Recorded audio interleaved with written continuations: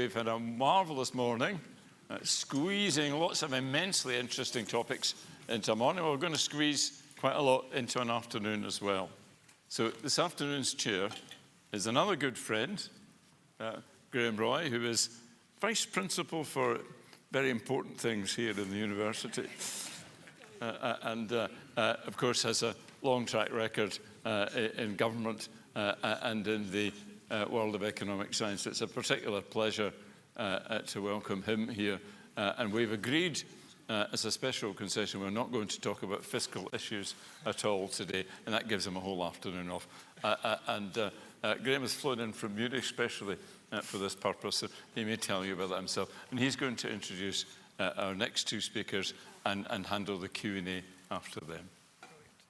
Excellent. Okay, thank you very much, Jim. And it's a great pleasure to be here. And we've got an absolutely fantastic session to build on some of the great conversations we've had this morning. We thought we would wing it a bit, given that we were conscious that you've had lunch, so the carbohydrates might start to hit.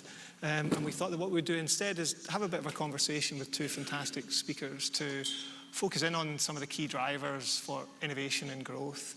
And looking forward to this event, two things were on my mind in thinking ahead to the session that we've got today. So the first thing, there's a really good article in the FT this week talking about how the UK doesn't have a productivity puzzle anymore.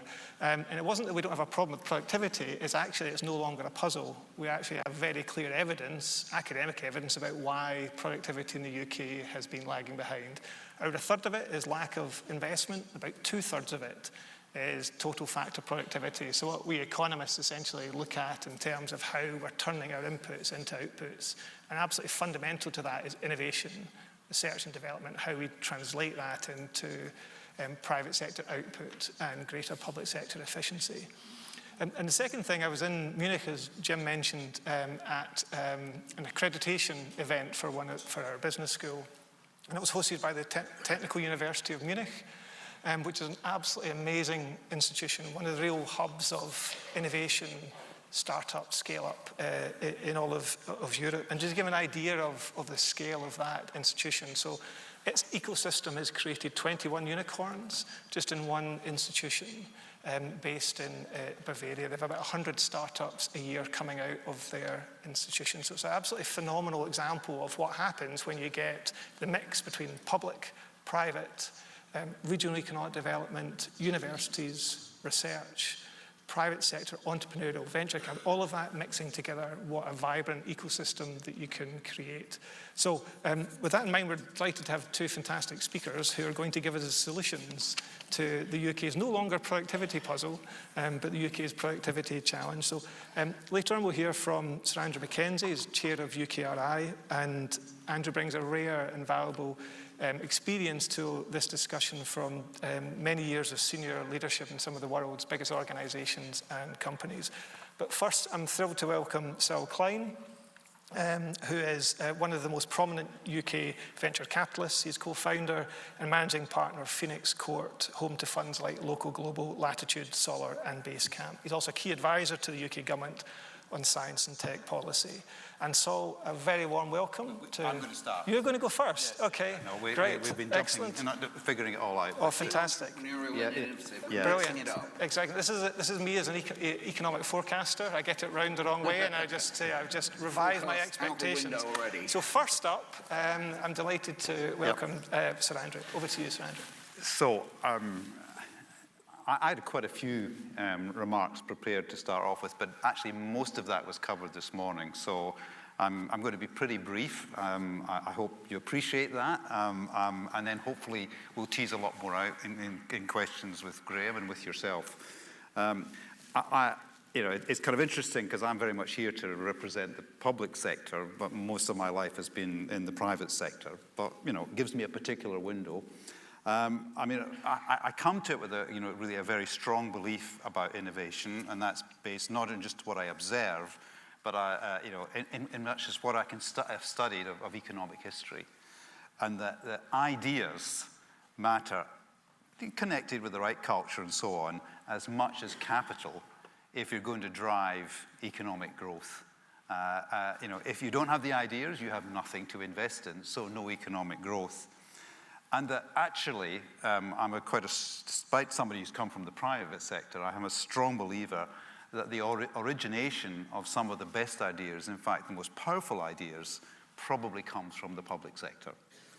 And actually, when I think about the ideas generation within the public sector, or at least their nurturing, it's actually a lot bigger number that the government, on our behalf, is investing annually than you might think. Now, I chair UKRI, our government annual grant, which we invest obviously through all the research councils and Innovate UK, is around, or just short of, trying to settle this at the moment, about £10 billion. But a lot of other R&D is given to the departments, and those departments sometimes do their own work, but quite often they then commission that work to be done by UKRI. And that kind of doubles the spend to 20. But actually, when you take a step back more widely and you look at all the things that I see within the innovation system that the public sector is contributing, it's more like 3 times that, or a bit more than that, because I'm adding in a number of other very important institutions, like the British Business Bank, like the New Wealth Fund. Quite a lot is given in R&D tax credits. There's a lot that is given in export promotion. And you could say that some parts of the public sector pensions investments should be being used as a form of innovation. So it's an incredibly large number, 65 billion pounds annually, that the government notionally controls and tries to understand that system. But I would put it to you that right now, whilst diversity can be a strength, it gives you greater flexibility, it also leads, in my observation, to quite a dilution of impact. And I'm trying very hard, and we can talk about that, to try and understand this system better, to really understand the system of innovation, so we know the levers to pull, certainly for broadly described economic growth, but there are other issues to deal with, like regional inequalities, poverty, a lot of other things that you might want to know. What are the big levers to pull, and be a bit more coherent about it rather than just diversity for diversity's sake. I'm going to hand over to Saul in a moment, because I just would much rather have a conversation about that. But obviously this morning we've heard an awful lot about trying to work better across the public-private interface, and amen to that. I would just call out, not an action of 15 things, but just 2 things that I find very striking. And one of them is the role of universities in this whole system, and generally within the UK or any country, in my view. And we're hearing better and better examples of them owning the challenge I would give them.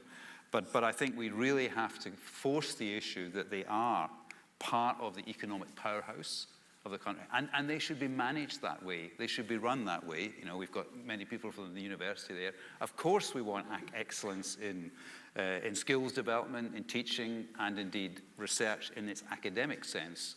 But I do actually think it's very important, and I challenge university leaders on this, that are you doing enough to make sure you're equipping your students and staff with the right mix of skills and research experience to be part of the economic growth engine of the country? And crucially, are you making sure that they are getting the opportunities and intellectual property to connect with finance, entrepreneurs, and industry?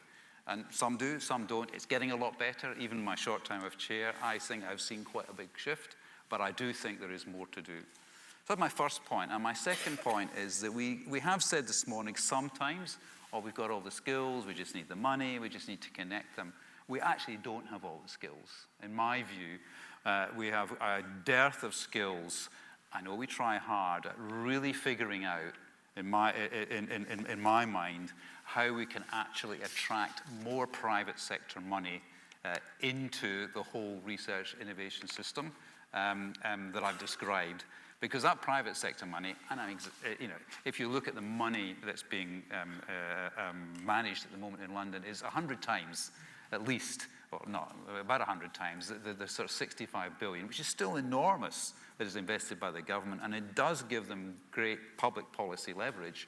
But actually, if you can connect to that, and we don't really have a lot of the skills in our public sector to do that as well as we should. But, and now I'm going to throw the ball to Saul, I don't think the private sector has it either. I don't actually think they know how to, in the way that we need it for the growth that the country needs, know how to spot the things to invest in, how to invest them, how to nurture those people, but actually, from a private sector, I think actually to sell those investments to things that your pensions should be invested in. So. Thank you, Andrew. And if people don't mind, I'm going to stand up because just had lunch. And I've not spoken in a lecture hall before, so it just feels like you can hear me better if I stand up. Is that true or not? Can people hear me? Okay, so I'm going to start not quite at the very beginning. I'm not going to sing, don't worry. But what I want to talk about is not innovation and not about growth. I want to talk about change. And the reason I want to talk about change, and Gordon, you spoke about it this morning, is you made the point that since the 50s, we've been in managed decline. I think those were the words that you used. And arguably, you could say we've been in managed decline since the 1880s, when the UK last had the #1 spot in global GDP. I'm going to say something which we hate, not just in the UK, but in England and possibly in Scotland as well. I'm going to say something optimistic. We are, at worst, #3 in the world at innovation. Sometimes we're #2, sometimes we're #3, but globally, we're on the medal table, silver or bronze, which, with an economy that was #1 in 1888 and is now #6, 7, or 8, going to 10 in 2025, is a good place to be. So we should be really happy that we are in one of the world's great innovation economies, whether you're in Scotland, whether you're in Greater Manchester, whether you're in Bristol, whether you're in London. So that's the good news. We do innovation really well. We punch way above our weight in innovation. And actually, within the innovation economy, not only are we growing at a spectacular rate. The amount of venture capital in the UK has grown 10x in a decade. The enterprise value of companies in the UK has gone from 110 billion to 1.4 trillion in a decade, more than 10x. So that's where the growth is. There are 800 venture-backed companies in the UK doing over $25 million in revenue, 800 across sectors, across the country. So don't let anyone tell you we don't do innovation well and we don't do growth well. But, and I think this is what we want to talk about, and it was discussed this morning, Kate talked about it, Kazim talked about it, the numbers are absolutely clear.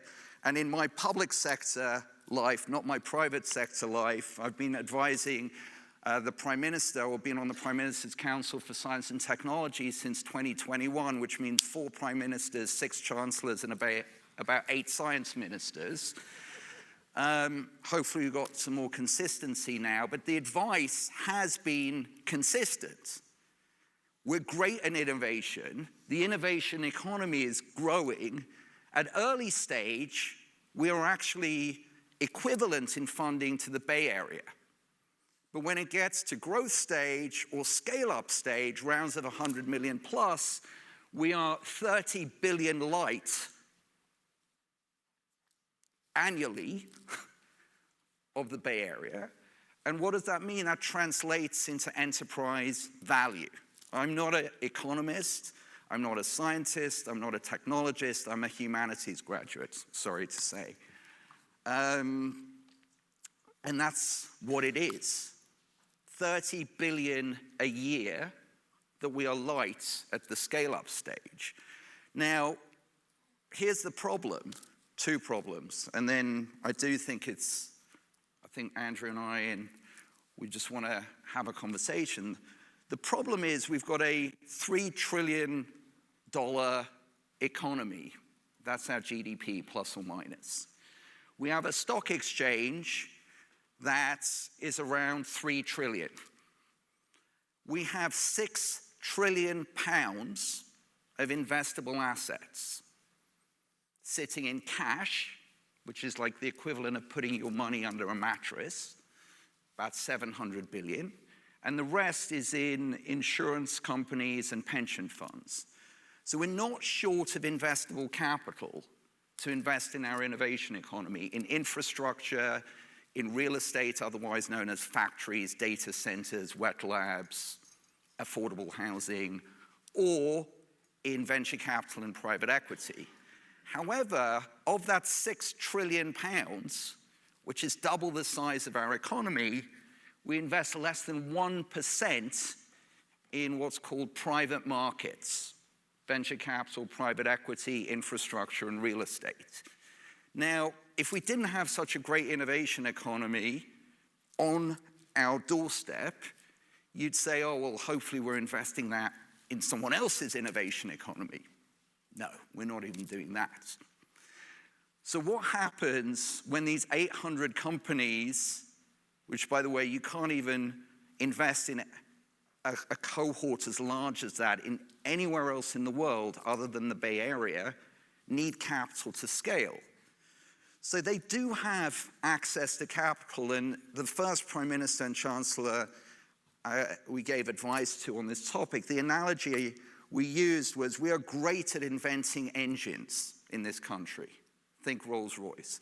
We can put an engine on a plane, but when the plane goes on the runway, get ready for the scale-up stage, and it's ready to fly around the world and create value, who pays for the fuel?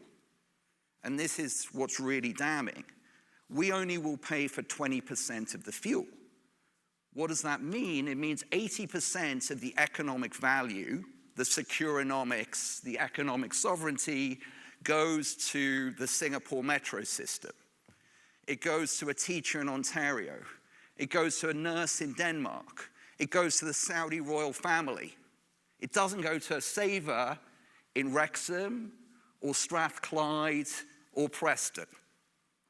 So the tragedy of our innovation system is not that we don't have it, it's that we don't invest in our innovation system. We don't even buy from our innovation system, because the other huge lever that government has is procurement. So actually, what we need to do is pretty clear. We just got to do it. What's not clear to me, and I'd love to know if people have good ideas about this, is why is it in the Bay Area 80% of this scale-up capital is domestic, aka American, but in Germany, in the Netherlands, it's about 15%. In the UK, it's about 20%. In Israel, it's 20%. The only European country where it's in the 30% range, it's around 35%, is France. And I would say that, this is ultimately about sovereignty. So, we were asked at a dinner that we had last night, and I just also want to say, a very big thank you to my old friend David Muir, an alumni of this fine university, who encouraged me, on multiple occasions to come up to Scotland. What's really amazing to me about being here is that I think Scotland has in its DNA the answer to change. Number one is boldness. Number two is patience, because change doesn't happen overnight.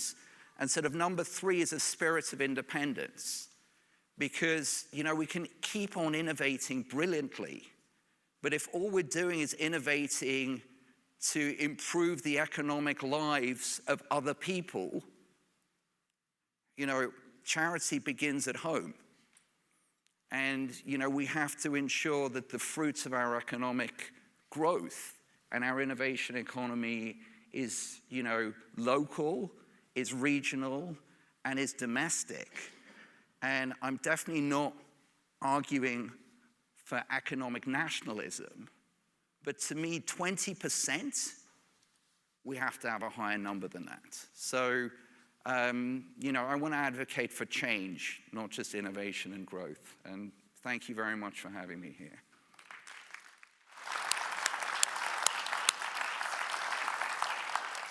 So we've got about 25 minutes for questions, so we'll come round to as many as we can. But maybe if I could just pick up with you, Andrew, and I guess a common theme from both of you is around the importance of scale-up and what we can do to essentially turbocharge the kind of UK ecosystem in terms of focus on scale-up. And you kind of alluded to it around the role of universities in that context, about thinking about the contribution in terms of scale-up. Could you expand a bit more about where you think that mix between the public and the private sector, but particularly universities, can really drive forward the agenda on scale-ups? Yeah, okay.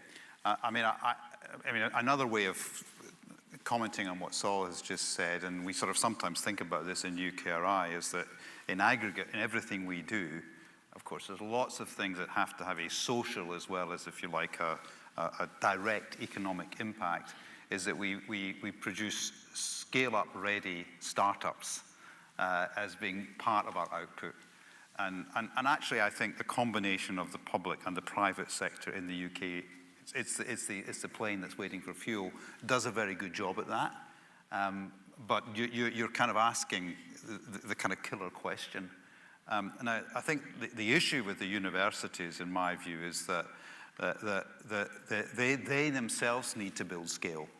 And the challenge I have is, although I like the idea that there are regional centres and the regional is motivated to do things, that actually to have the kind of heft and to have the appeal, and Saul can comment on this as well, to particular investors, you need to have brand strength.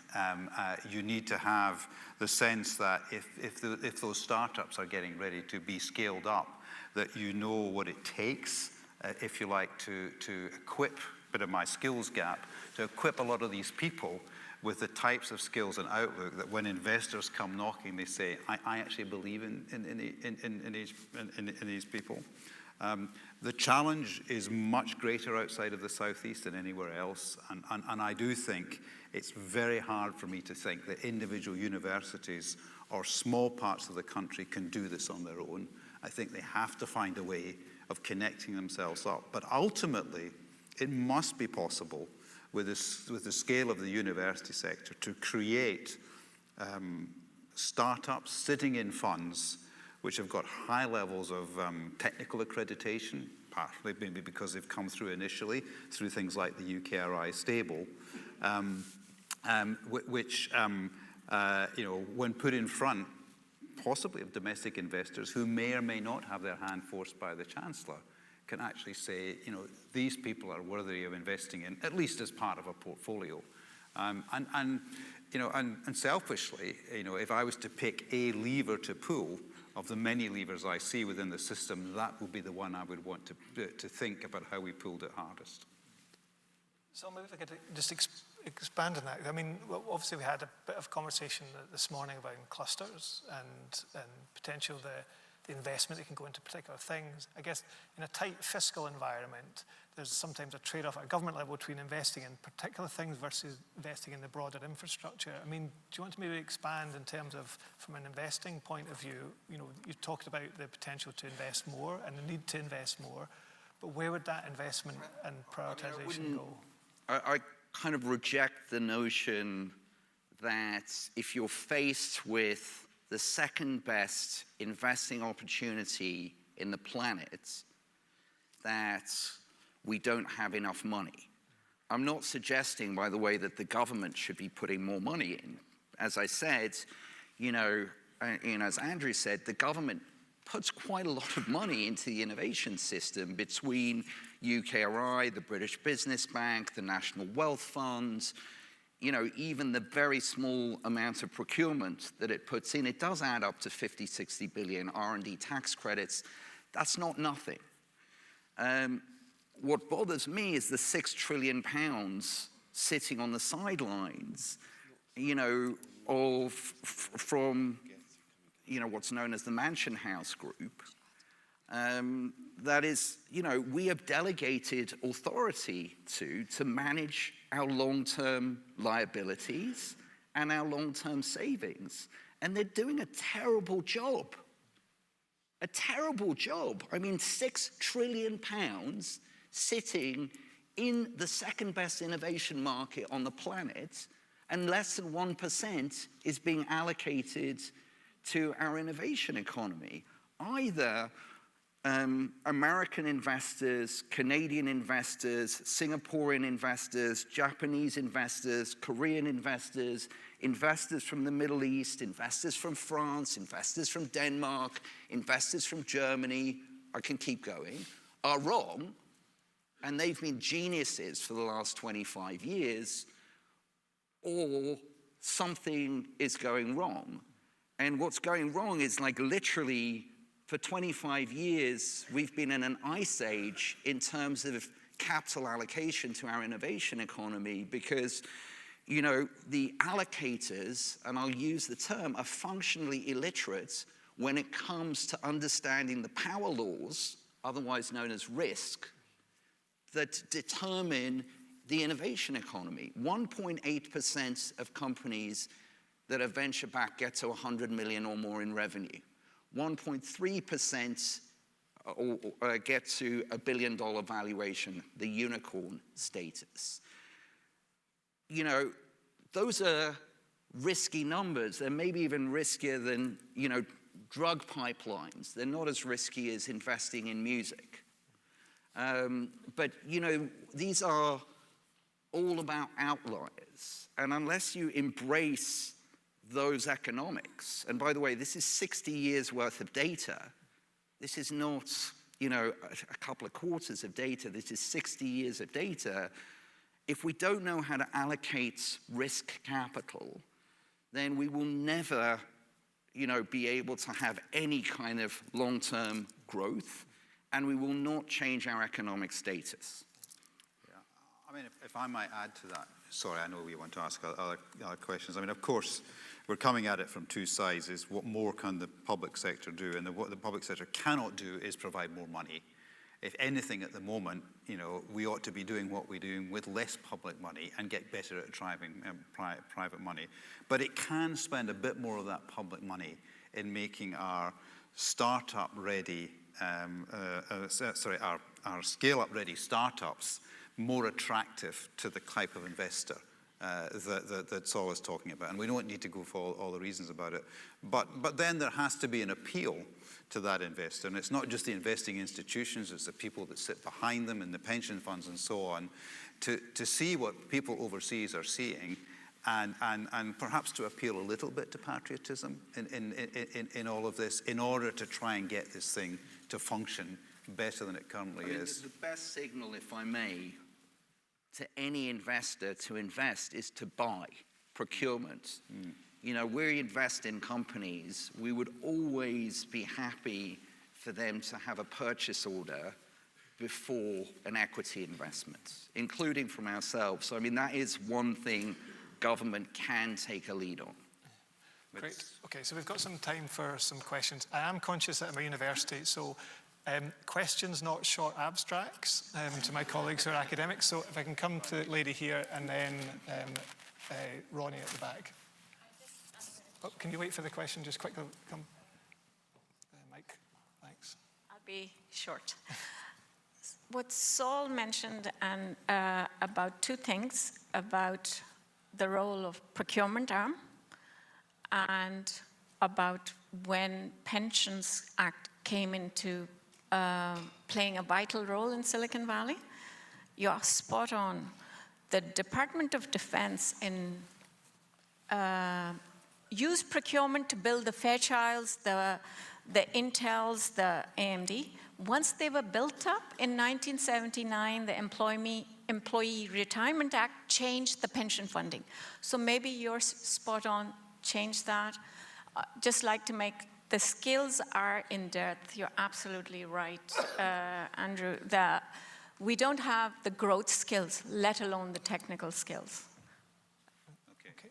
Thanks. What we'll do is people come back and as we get a couple of questions, but there's a question at the back, right? Yeah, Ronnie MacDonald, University of Glasgow. It's more of a comment, but it also, I would hope, seeks to answer some of the questions and issues, particularly perhaps the one that Paul raised about the 6 trillion that's sloshing around. I think I agree with an awful lot of what's been said today, but there's a huge focus here on technology. And there are three big pillars of economic development. One is, of course, technology. The other is our institutions, and the other is geography. And the great Adam Smith was mentioned this morning, so I feel, given we're in Glasgow, we have to return to him maybe for some further insights. But of course, Smith was writing on the cusp of the Industrial Revolution, so he didn't have much to say about technology. He had an awful lot to say about institutions. And one of his great institutions was the market and how the market works. But of course, he recognized that there were lots of market failures. And one of the biggest market failures and one of the biggest insights, I think, of Smith, which is completely missed by most people today, is his market failure, which is usually referred to today as the principal agent problem. It's the divorce of ownership and control in the modern corporation, in his day, the joint stock company. Now, he went as far as to say that this divorce of ownership and control in the modern corporation could lead to the ruin of the British economy. And the two big names in institutional economics, Darren Acemoglu and Simon Johnson, both Nobel laureates, have said one of the biggest crises that we face today is this issue, and it's been compounded by the Milton Friedman dictum that the only objective the modern corporation should have is to maximize shareholder value. Now, as soon as you recognize that issue and recognize that the modern corporation is not dealing with any of the other stakeholders effectively, it doesn't need to by law, you then see that its main objective is financial, and it's creating financial profits. It's maximizing financial profits. And that is why, effectively, there is this 6 trillion sloshing around not being put to productive use, because there's no necessity for companies actually to do that. So I would say that's one part of the issue, that until we address the divorce of ownership and control in the modern corporation, which economists like Colin Mayer and Mark Carney have said is the biggest scourge of our society today, we're not, I believe, going to get truly to grips with economic growth. And the other institution, of course, that Smith was very keen on was having a society and a capitalist model which was based on moral ethics. And that has all disappeared after Smith died. And of course, one of the key issues there was in the creation of sociability amongst communities, what we call today social capital. And of course, we know today that social capital has been completely depleted in North America, in Britain in particular, and trust in... It's a very long question, and there's other people trying to ask. I think you're making a good point. I accept that point, but we have to do other things as well. I mean, Saul and I are not going to be able to reform. I mean, if I may, I think it's an important point about agency. And I think one of the challenges about pension funds, cash ISAs, insurance policies is that we've delegated agency to third parties to invest on our behalf. I think obviously that is true in any kind of representative democracy. We're delegating to politicians and to policymakers to make policy decisions on our behalf. And I think, I would agree with this very participative model for stakeholder capitalism, or, again, as Lord Sainsbury was talking about this morning, about, how do we build, inclusive growth where, it is not just the shareholder who, by the way, in Silicon Valley is the founder as much as the investor is benefiting.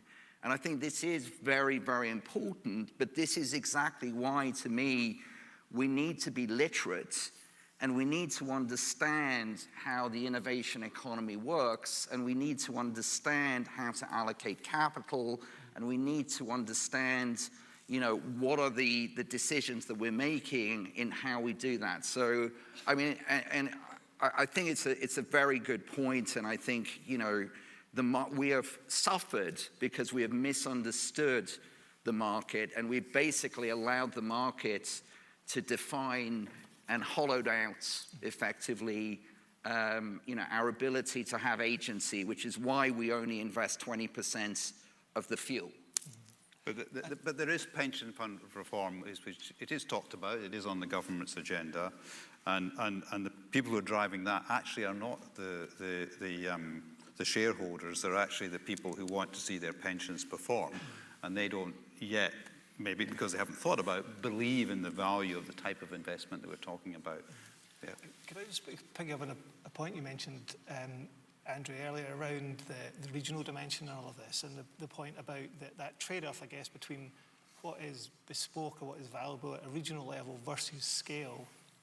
And I guess one of the challenges in there as well is that sometimes, particularly at a regional level, we dream of the economy we'd like to have rather than the economy we actually have. And there's a challenge in some of the areas where you mentioned London, Oxford, Cambridge, where there is quite a large private sector, there is a large industrial base, there's already an infrastructure, an ecosystem that's there. But in other parts of the country, it's a bit cooler.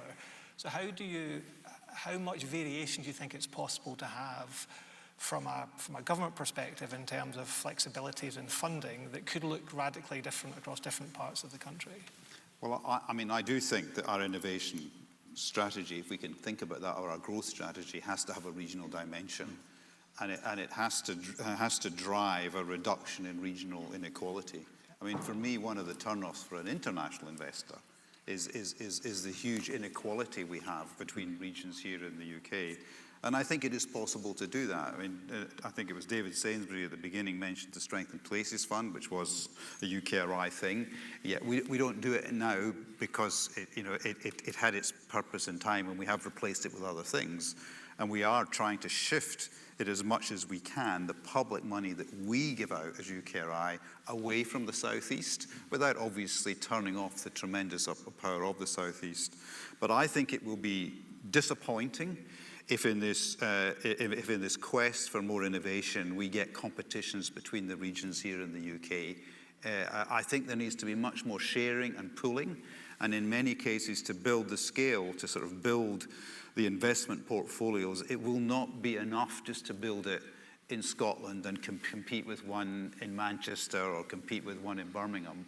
I do think, everything I've seen in trying to attract these investors, that it may be sad, but it's true that once you get out of the Southeast and you don't have that brand and you don't have the sort of sheer heft of that area, very, very few of the UK regions can actually compete within their own scale.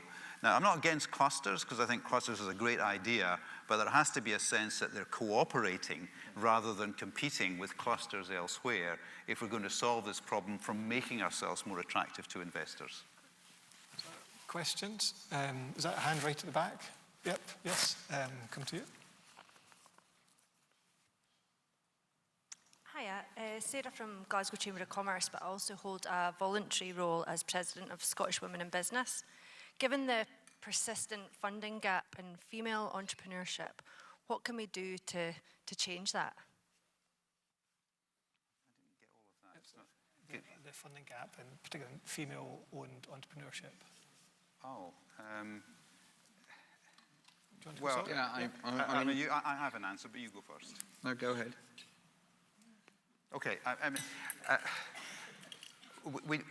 We do have various programs. I'm sure you're aware of them within UKRI to try and address that. And we have funds which are designed to be reserved for female entrepreneurs. Maybe you obviously do think we should be doing more, message received.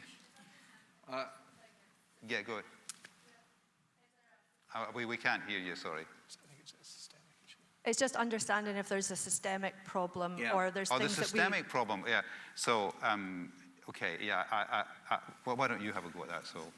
I'll take the private sector view on this. So there is fundamentally a systemic inequality regionally, from a gender perspective, basically, investing in innovation has been a white male exercise since the 60s and 70s. We started 5 years ago with the London Business School, something called the Newton Venture Program, where the ambition was that by 2030, at least half of the graduates would be from underrepresented backgrounds because, 3% or 5% of the capital flowing through the system, is going to underrepresented regions or different types of underrepresented individuals. The reason why I think that's important is because when you're allocating innovation capital, you're allocating to the future. You're allocating 20, 30 years from now. And the people who allocate capital, if they don't represent the society that you're in, will do two things. Either they will allocate capital to a future you don't want to see unless you are in the global minority, or and this is the economically rational reason, I think, to do it, you will miss massive economic opportunities because you don't have representative capital allocators or entrepreneurs. So I think that's absolutely a fundamental systemic problem. And I think actually we have a huge opportunity in a Trump era to hold our ground here and hold our values and to, really double down on inclusive and representative growth. Because otherwise, 20, 30 years from now, we'll just be either in the same place or worse. So completely agree with you. Okay, we've probably got time for one more question. So we'll come to Stephen. Maybe one at the back as well. Oh yeah, we'll get another one from someone else as well. Thanks very much. Can you all hear me?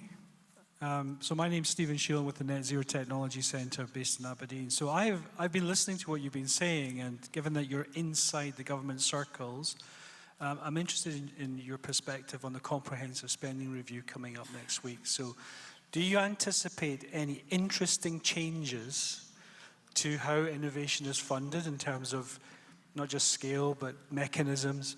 And what have you been advocating for in terms of change to innovation funding during this comprehensive spending review process? Because I'm sure you must have been talking to people about what you think would be really good for us to do, because it is a sizable budget. How do we get the best out of it? Okay. You go first? Oh, if you want, yeah. No, you go ahead, please. I went first last time. I mean, basically, exactly the same advice, at least from the Council of Science and Technology, we've been given for the last 4 years. Number one, unlock capital at scale through pension fund reform. Number two, really address procurement, because without procurement as a pull-through, it's very hard to attract capital. And number three, improve the regulatory environment to, foster a culture of innovation. And again, to be fair to the government, I think all of those have been in train for quite a while. So I think I'm really just looking forward to more of an emphasis on delivery. The analogy I would use is that the train's on the tracks. It's at King's Cross. It knows it has to stop off at Cambridge, and ultimately it'll get to sort of Edinburgh and Glasgow, but it hasn't really left the station yet, but it does know where it's going. So we just have to see the train get going. I'll give you a more general answer because we're very close to closing the deal on the current spending review. I mean, of course, we advocate, as we always do, the value of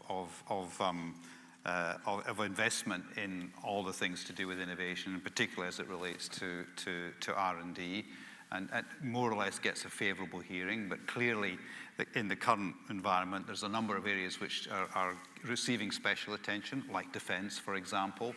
And we'll see what the outcome of all of that is. I mean, we of course, you probably have listened to Patrick Vallance. I mean, our advocacy has broadly 3 strands. He's very keen to make sure we protect curiosity-driven research, But then he's on top of that keen to make sure it's having a bigger impact on the economy, but it's actually also having a bigger impact on the life of the individual citizen, and trying to put all those things together. And that's how it's been carried forward. Broader than that, of course, we're talking about many of the things that Saul mentioned, that I mentioned, about institutional change and institutional reform that we think needs to happen to make more use of the money, better use of the money that we're given in order to drive economic growth.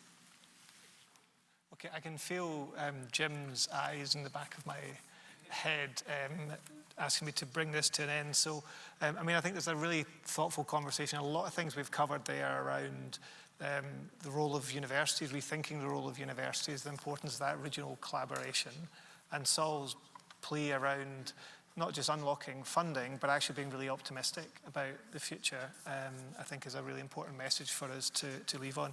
So just before we go, can you please join me in thanking Andrew and Saul?